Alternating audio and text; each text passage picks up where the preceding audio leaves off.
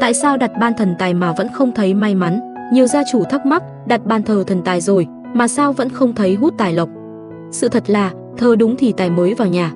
Rất nhiều người vô tình mắc 3 lỗi sau đây khi lập bàn thờ thần tài, cùng Tâm Việt khám phá nhé. Lỗi 1, đặt sai vị trí. Bàn thờ thần tài thường đặt sát mặt đất, nhưng tuyệt đối không được dựa lưng vào cửa kính hoặc đặt cạnh nhà vệ sinh, nên kê sát tường chắc chắn, đặt nơi dễ nhìn thấy như gần cửa chính để chiêu tài. Lỗi 2, không lau dọn thường xuyên. Thần tài là vị thần tài lộc, nhưng không thể ngự ở nơi bụi bặm. Hãy lau dọn sạch sẽ mỗi ngày bằng khăn riêng, thay nước, thay hoa thường xuyên. Mỗi sáng hãy thắp hương để kích hoạt năng lượng tích cực. Lỗi 3, không rõ ràng về vật phẩm, chất liệu. Bát hương phải là đồ gốm sứ hay đồng, tượng thần tài, thổ địa nên làm bằng gỗ hoặc gốm chất lượng, không dùng hàng kém. Thiết kế bàn thờ cũng phải trang nghiêm, màu sắc phù hợp mệnh gia chủ.